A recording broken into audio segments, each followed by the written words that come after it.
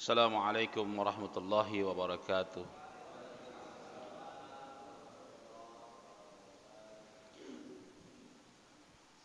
Innal hamdalillah nahmaduhu wa nasta'inuhu wa nastaghfiruh wa na'udzu billahi min syururi anfusina wa min sayyiati a'malina may yahdihillahu fala mudilla lahu wa may yudlilhu fala hadiyalah. Asyhadu an la ilaha illallah wahdahu la syarika lah wa asyhadu anna Muhammadan 'abduhu wa rasuluhu la nabiyya ba'dah. Allahumma shalli wa sallim wa barik ala sayyidina Muhammad wa ala alihi wa sahbihi wa man tabi'a hudah amma ba'd. Qalu subhanaka la ilma lana illa ma 'allamtana innaka antal alimul hakim. Jamaah rahimakumullah,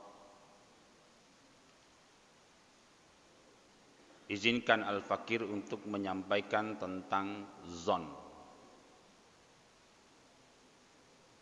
Zon itu bahasa Arab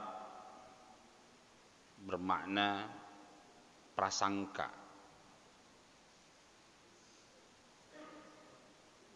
Lafaz zon di dalam Al-Quran ditemukan dengan derivasi atau variasi kata-kata terulang sebanyak 66 kali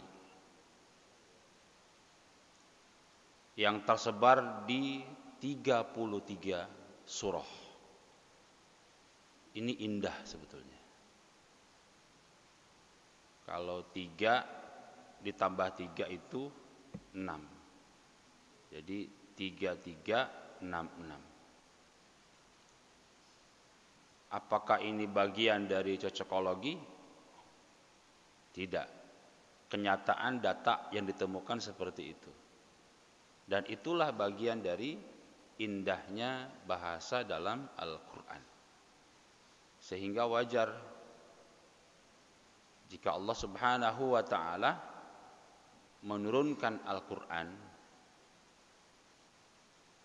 di satu daerah yang memiliki sastra bahasa yang sangat tinggi, sehingga Al-Quran diturunkan dengan bahasa yang menyaingi bahasa mereka.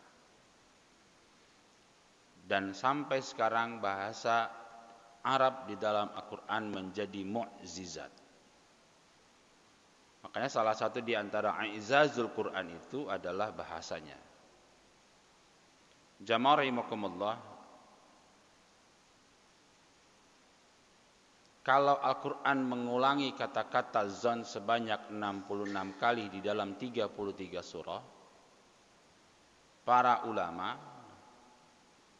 para mufassir memberikan gambaran kepada kita bahwasanya berprasangka itu hukumnya boleh. Ini asal hukumnya.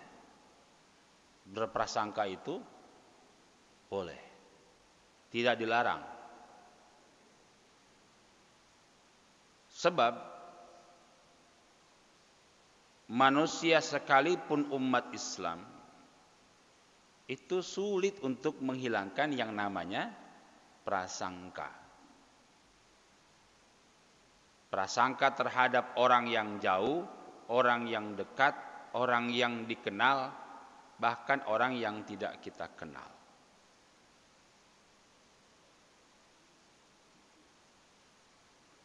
Kira-kira kalau kita ketemu sama orang, baru ketemu gitu. Baru ketemu nih. Baru ngelihat, enggak kenal namanya. Kira-kira jujur dalam hati kita lebih mengedepankan prasangka. Iya kan? Prasangka itu. Tetapi saya belum masuk ke dalam bermacam-macamnya. Nah, jamaah rahimakumullah, meskipun sulit untuk dihilangkan, tetapi setidaknya zon itu bisa kita hindari dengan cara mengendalikan diri. Saya Pak, zon itu setidaknya bisa kita hindari dengan cara mengendalikan diri. Kemudian ditambah dengan memanage hati, menghargai perbedaan, kemudian ikut berdakwah menyadarkan saudara kita agar menghilangkan yang namanya prasangka.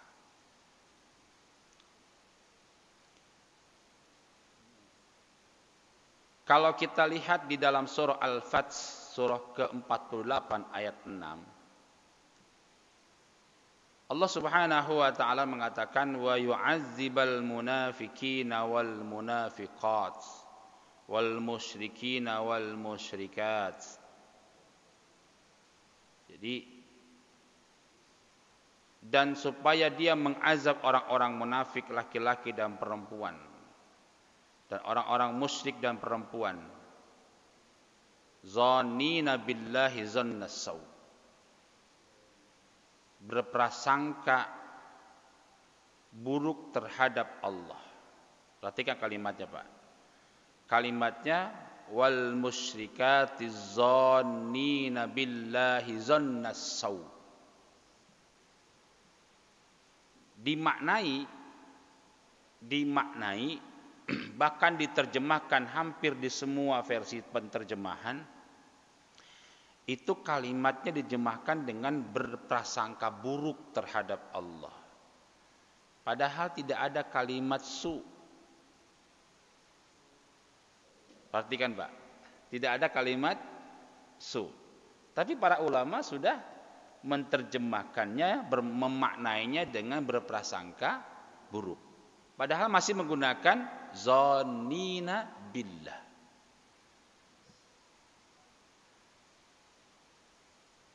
Nah, ditambah lagi Bapak Ibu sekalian, ketika berbicara zon, ayat yang sering kali dijadikan sebagai dasar prasangka itu adalah di dalam surah Al-Hujurat, ayat yang ke-12 surah ke-49. Bapak Ibu pasti biasanya hafal nih. Ya ayyuhalladzina amanu jtanibu katsiran minaz zanni.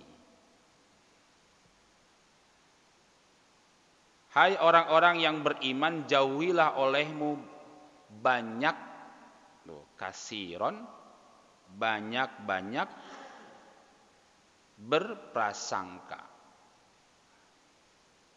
Minaz-zan.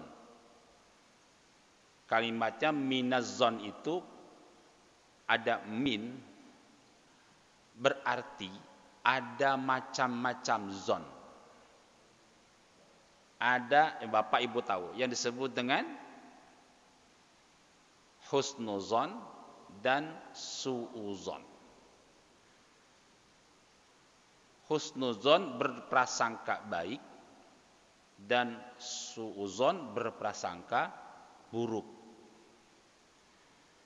Kemudian ditegaskan Pak, inna ba'da zonni ismun. Sesungguhnya sebagian zon berprasangka itu ismun, dosa. Para mufassir menerjemahkannya, memaknainya bahwasanya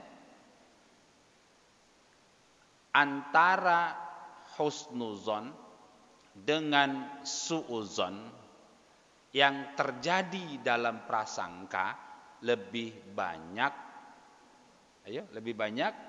suuzon, lebih banyak suuzonnya karena menggunakan kalimat ismun,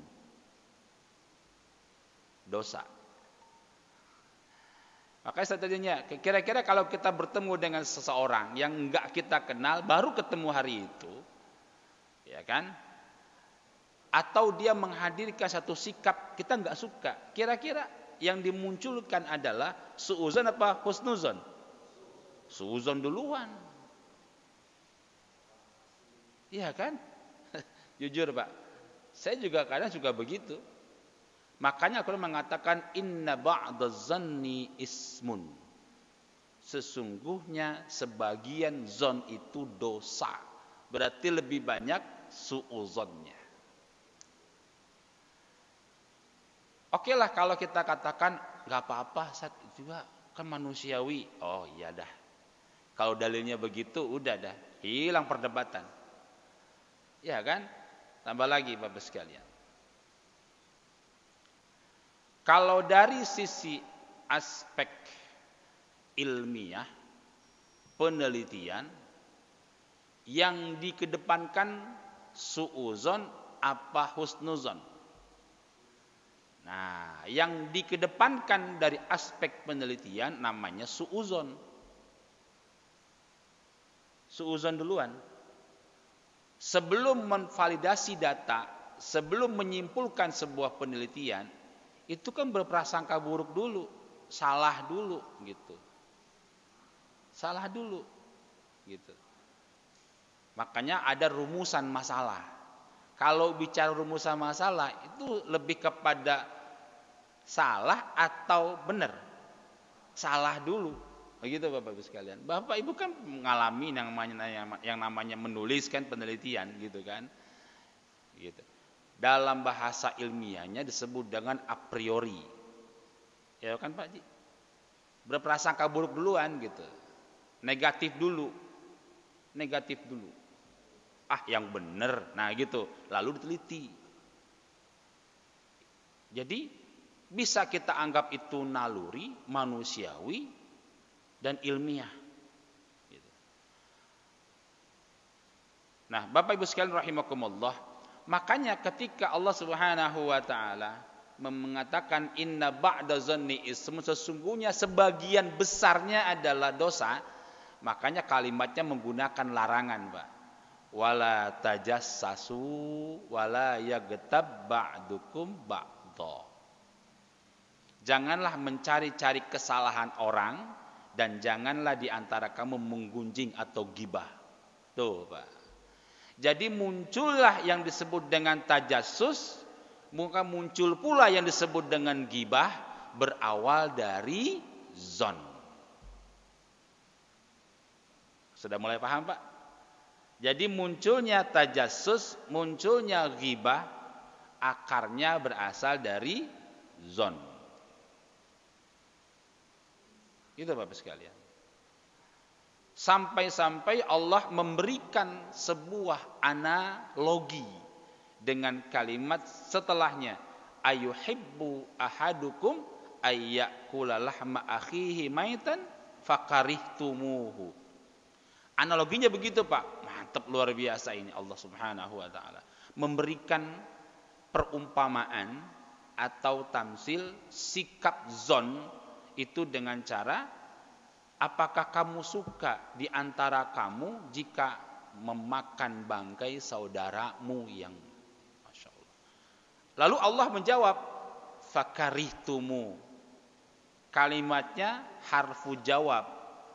Sudah bentuknya pasti kamu benci, pasti kamu nggak suka.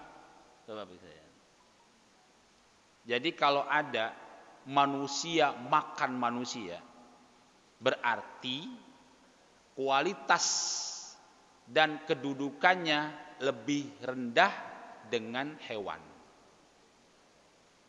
Masya Allah Pak. Balhum adhal. Bapak Ibu sekalian perhatikan. Di lautan ikan begitu banyak jenisnya. Kira-kira siapa yang ngasih makan?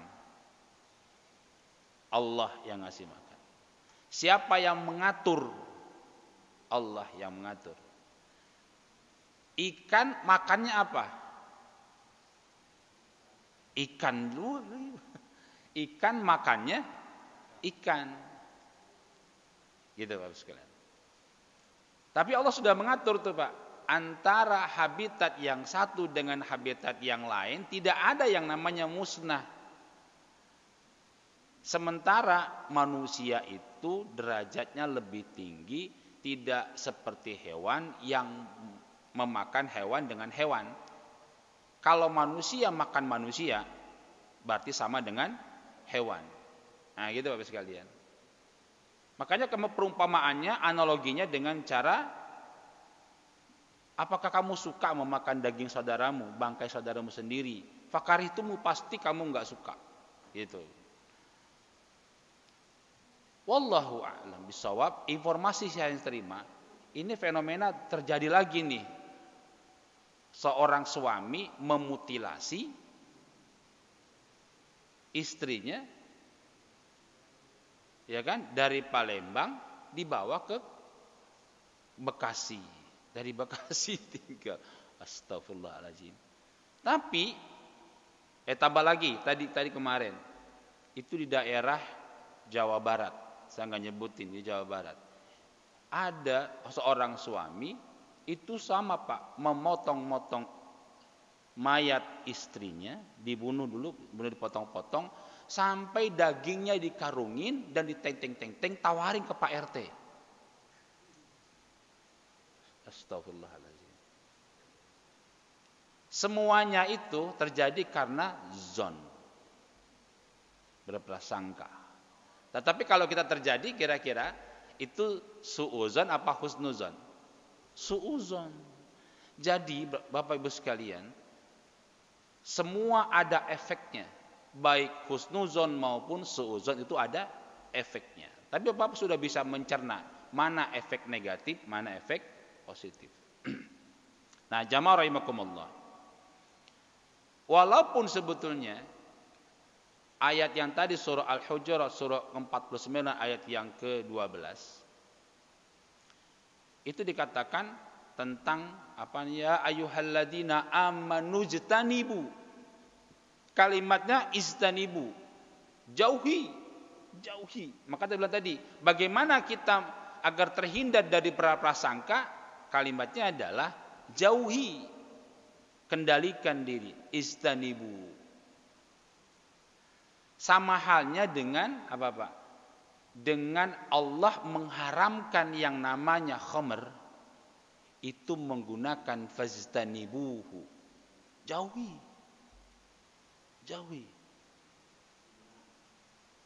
Gitu. Jauhi yang namanya khamr, jauhi yang namanya zon. Gitu. Walaupun zon ini lebih kepada berprasangka buruk gitu. Jadi ayat ini adalah perintah Allah di dalam melarang dan sekaligus peringatan agar kita tidak berprasangka buruk. Sebab kenapa demikian? Kalimat inna ba'da zanni ismun, sebagiannya adalah maksiat. Sebagian lagi adalah akidah yang sesat. Sebagian lagi adalah akidah yang sesat. Sampai kemarin berita di Yogyakarta apa Sleman, 5 hari sebelum Hari Raya Idul Fitri mereka sudah sholat. Dasar hukumnya apa? Kami sudah telepon Allah langsung katanya. Kira-kira itu teleponnya dia pakai provider apa tuh Pak? Telkomsel apa XL gitu kan. Gitu kan. Nah, ini luar biasa. Ini adalah zon, berprasangka yang buruk, kemudian akidah yang sesat. Dengan kata lain, kesimpulan sementara kajian ini, zon itu lebih mengarah kepada su'uzon apa husnuzon? Su'uzon. Jadi kita seolah-olah itu jadikan sebagai ujian buat kita. Allah menguji kepada kita bahwa potensi zon itu lebih mengarah kepada su'uzon. Lalu Allah mengatakan istanibu, jauhi gitu. Makanya saya bilang pupuk keimanan kita. Nah, jamaah rahimakumullah. Apa sih perbedaan husnuzon dengan suuzon? Ini dua kata yang sudah sangat sering kita dengar. Ya. Husnuzon dan suuzon itu sebetulnya merupakan dua kata yang berasal dari bahasa Arab. Berprasangka baik dan berprasangka buruk. Kalau saya mencoba Pak, ngulik-ngulik ini Pak, ngulik-ngulik dari beberapa pendapat-pendapat para ulama, guru-guru kita, para ustadz, maka husnuzon itu kurang lebih saya mengartikannya berbaik sangka atau berprasangka baik. Bisa juga husnuzon itu adalah mental positif. Mental positif. Di mana seseorang menganggap baik niat dan perilaku orang lain secara alami, gitu. Kecuali kalau ada bukti yang jelas sebaliknya. Husnuzon juga bisa bermakna memberikan keuntungan ragam dan kepercayaan pada orang lain tanpa curiga. Biasanya ini kita lakukan kepada orang yang memang sudah kita kenal dekat. Maka muncul kalimat begini, udahlah gue mau percaya aja sama lu dah gitu. Kayak siapa aja lu, nah gitu kan. Iya kan Pak gitu kan? Kayak siapa aja, gampang itu mah gitu. Gue percaya dah bilang gitu. Nah itu biasanya begitu Pak. Ragam kepercayaan terhadap yang orang-orang lain yang memang dekat dengan kita. Kemudian husnuzon juga bisa artinya adalah membantu membangun hubungan yang baik. Kemudian memunculkan rasa empati. Kalau suuzon setidaknya ada 4 orientasi maknanya. Prasangka buruk atau berprasangka negatif. Yang kedua, mental negatif. Gitu kan? Jadi kalau kita asumsi melulu gitu. Seringkali Bapak Ibu dalam perjalanan di dalam mobil menemukan satu kejadian atau fenomena. Ada kalimat, kenapa sih itu? Ada apa sih? Jangan-jangan. Nah, kalimat jangan-jangan itu buruk atau husnuzon? Suuzon itu. Jangan-jangan gitu. Kalimatnya begitu tuh. Ya kan? Itu udah prasangka buruk tuh. Gitu. Tapi ketika ada kalimat dalam bahasa Indonesia yang husnuzon, semoga saja. Nah, gitu udah mulai tuh kalimat kata kuncinya itu husnuzon tuh. Tapi secara otomatis kata-kata dari mulut kita keluarnya apa? Jangan-jangan. Itu biasa. Ya Allah, susah ngeremnya kalau gitu mah. Susah ngeremnya. Bisa juga bermakna suuzon itu mencurigai niat buruk orang lain. Tadi itu Pak. Jangan. Nah gitu. Biasa kalau begitu enggak percaya sama dia gitu.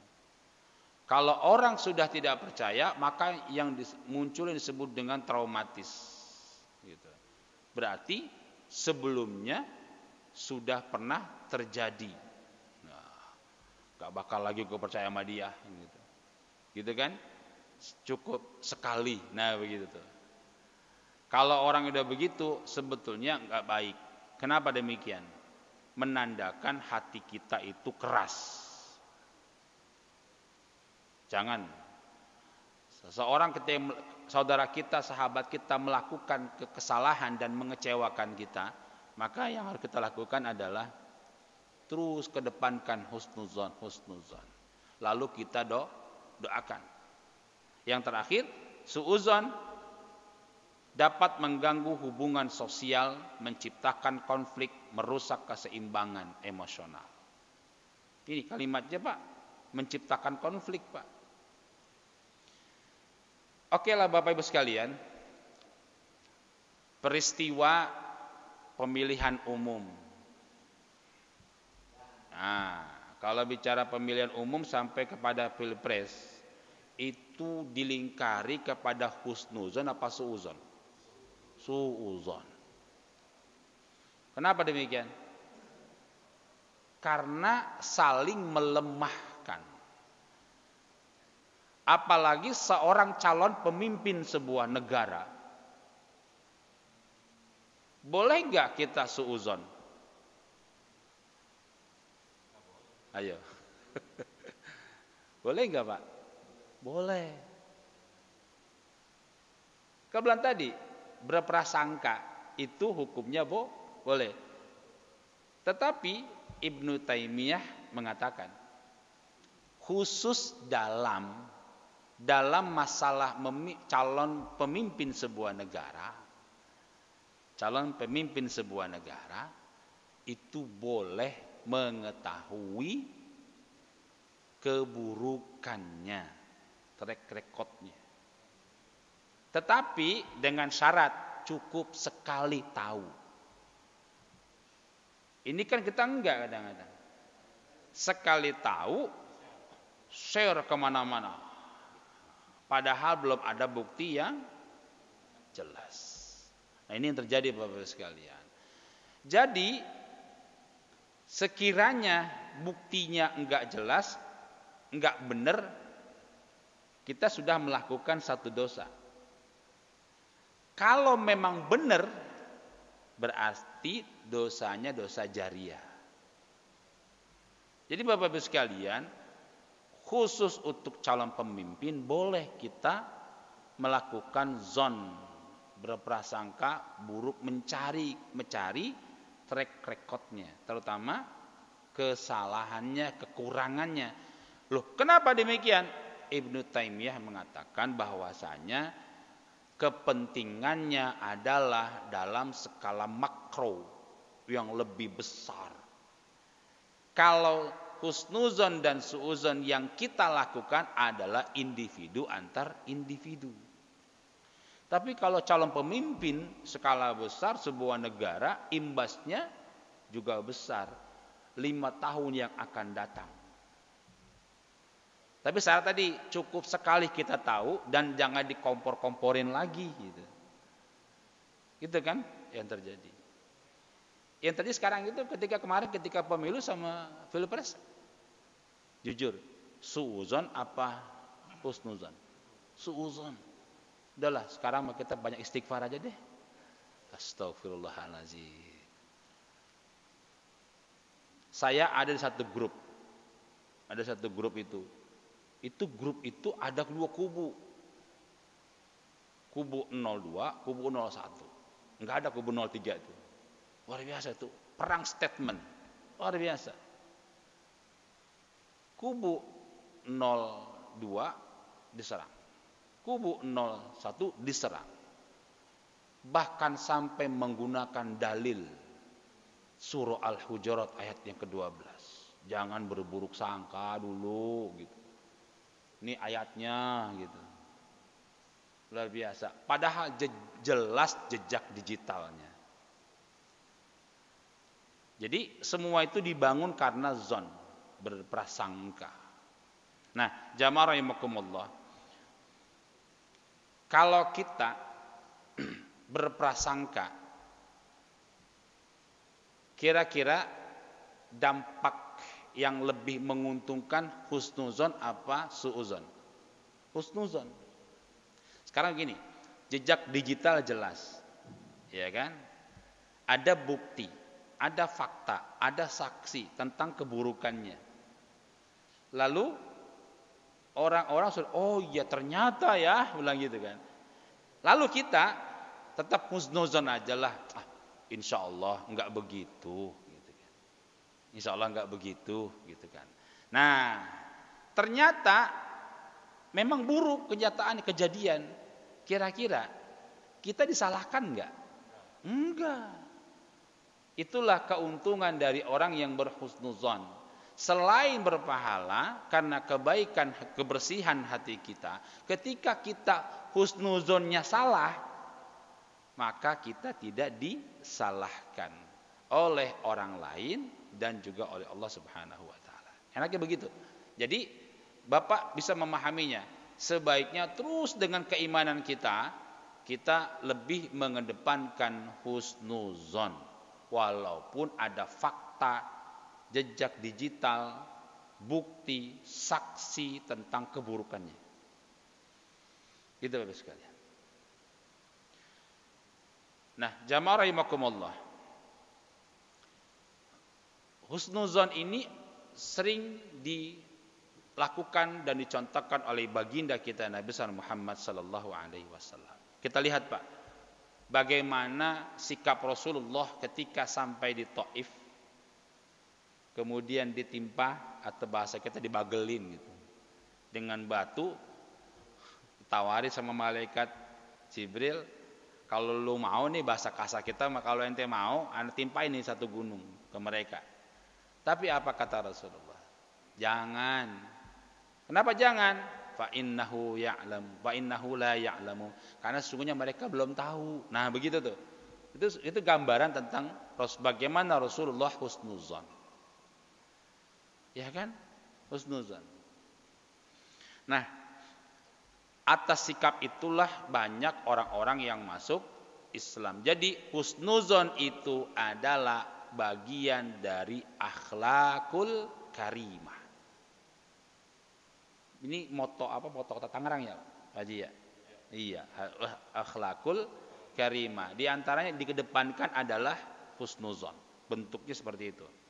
Nah, karena terbatas oleh waktu, jadi langsung aja ke materi tentang Rasulullah Shallallahu Alaihi Wasallam dalam sebuah hadis. Rawahu Muslim mengatakan begini Pak, la yamutanna ahadukum illa wa huwa yuhsinu billahi zan. Janganlah seorang di antara kalian meninggal dunia kecuali dalam keadaan berbaik sangka terhadap Allah. Oh, berbaik sangka. Nah, jamaah rahimakumullah, sehingga bentuk husnuzon kepada Allah itu ada beberapa macam. Jadi ada husnuzon kepada manusia, husnuzon kepada Allah. Loh, kok mesti begitu Ustaz? Lah iya. Kepada Allah kita juga harus husnuzon. Berani enggak Bapak suuzon kepada Allah? Ya kan Pak? Nah, berarti suuzon lebih kepada manusia. Kalau husnuzon lebih kepada Allah, Sang Pencipta. Kira-kira kalau umpama suuzon kepada Allah, ini Allah dituduh sama kita. Kira-kira gimana? Kalau orang-orang yang punya iman, nggak berani itu, nggak berani.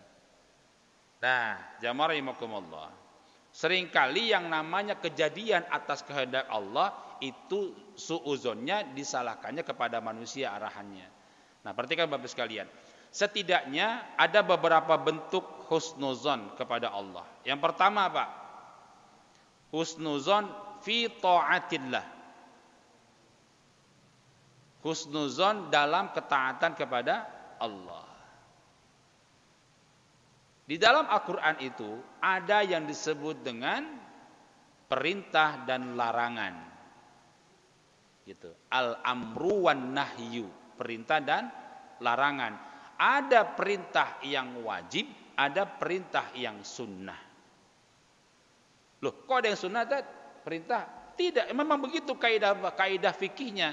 Tidak semua kalimat perintah itu bermakna wajib.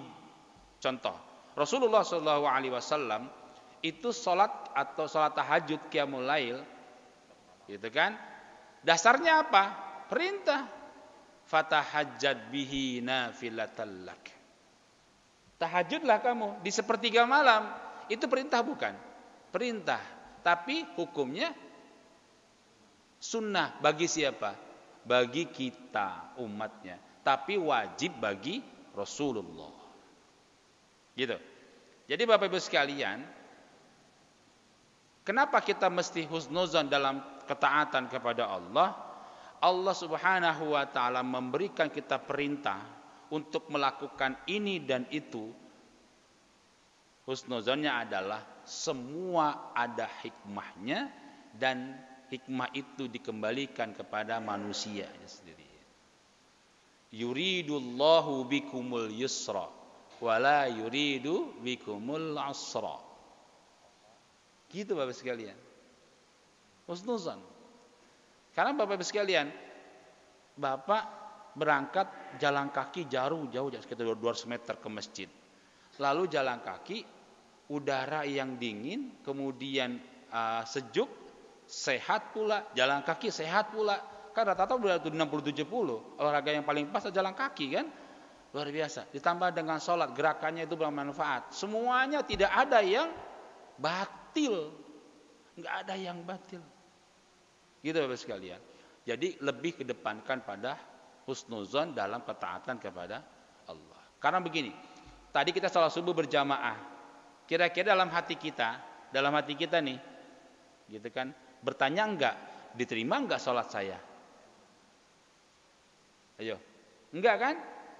Nah, jarang gitu. Kenapa demikian? Karena kita sudah husnuzon duluan. Gitu. Karena gitu.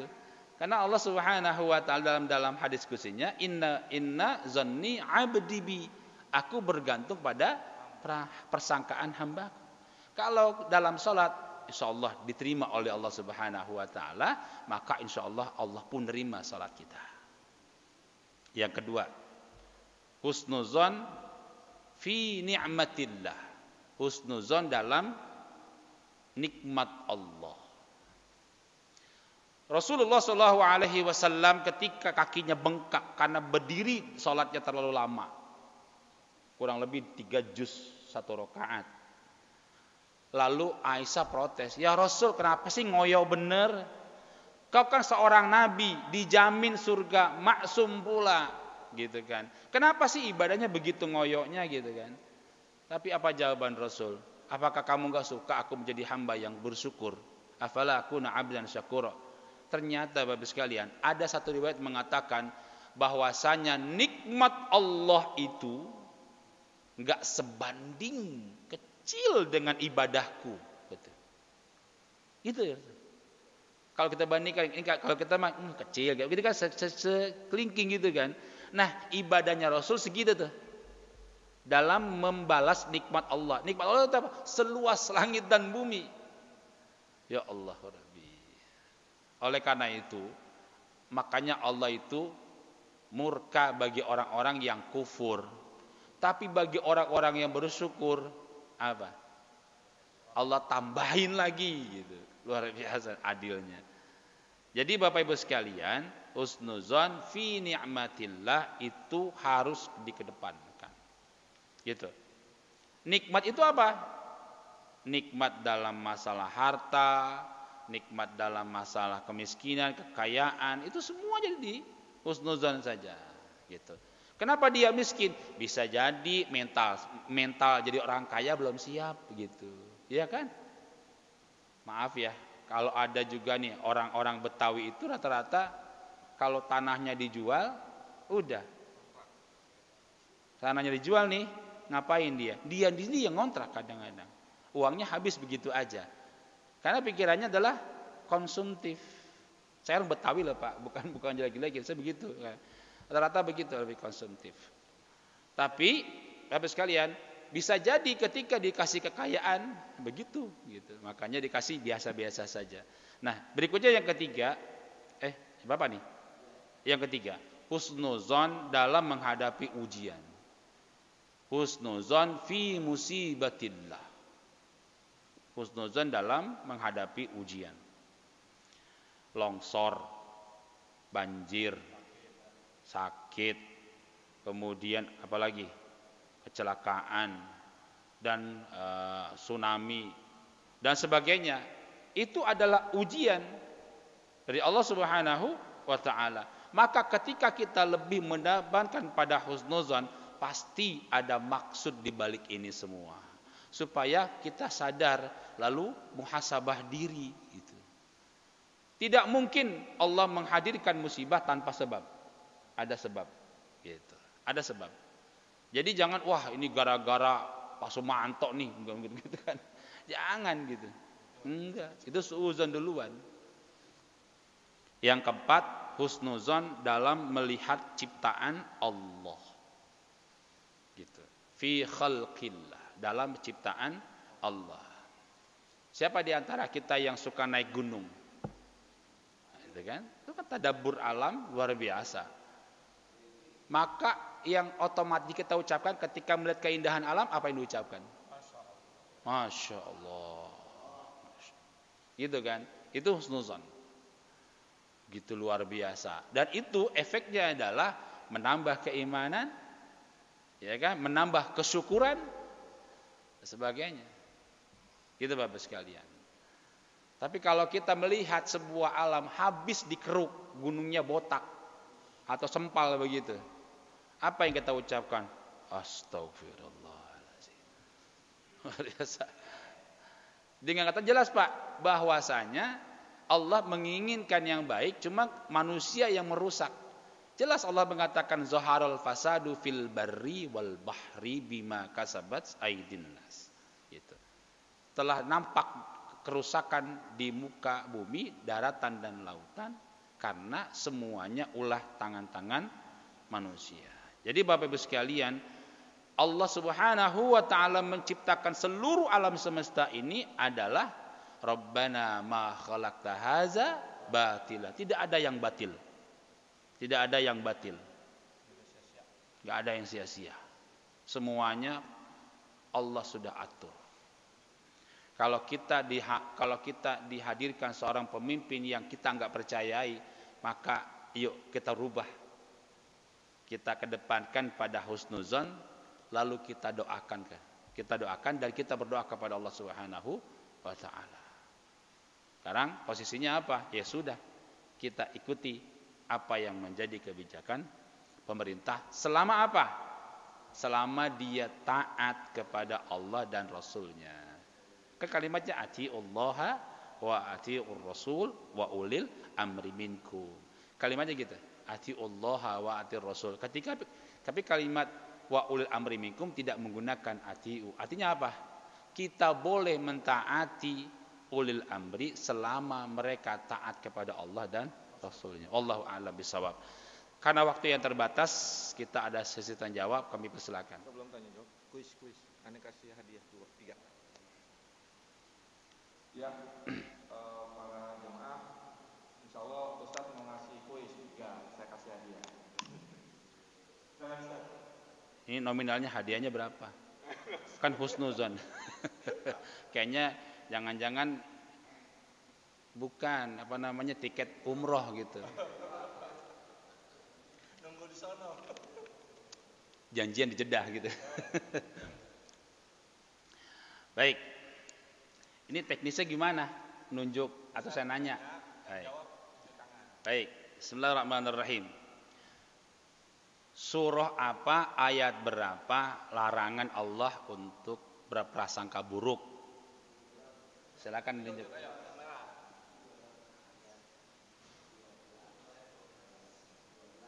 Yang mana dulu nih? Yang mana dulu nih?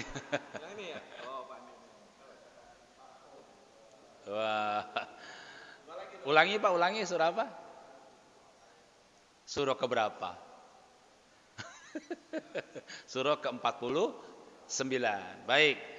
Berikutnya. Tentang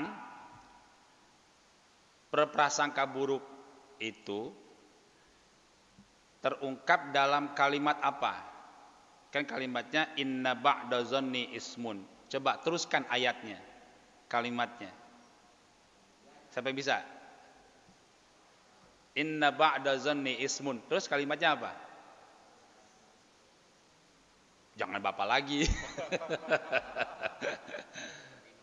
Ayo. Bapak di sana, sebelah kanan saya. Yang artinya janganlah kamu janganlah kamu mencari-cari kesalahan dan menggunjing. Pak Haji, kalimatnya apa? Wala tajassasu wala yaktab ba'dukum ba'du. Kayaknya belum ada yang jawab nih. Oke. Sebaik berikutnya.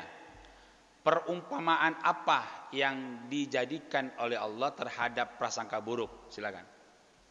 Ayo, narasinya bahasa Indonesia aja. Perumpamaannya seperti apa? Oh iya. Haji. Gampang. Perumpamaannya seperti apa? Nah, lupa dah. Ayo, gampang tuh. Bukan. Oh, bukan. Pindah.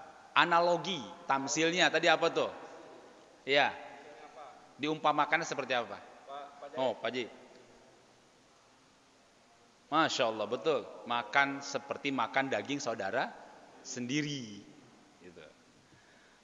Pak Haji siapa tuh? Alhamdulillah. Hadiahnya tuh apa Pak Panto? Parfum. Satu lagi ya? Satu lagi. Coba sebutkan salah satu tadi bentuk husnuzon kepada Allah. Satu saja di antara 4 yang ada. Pak Haji, husnuzon fi ni'matillah. Betul, silakan. Alhamdulillah. YouTuber harus dapat itu. Gitu.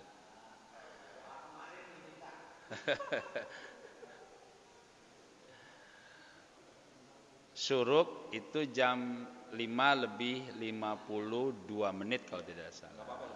Iya, kenapa harus lebihin? Saya kira itu.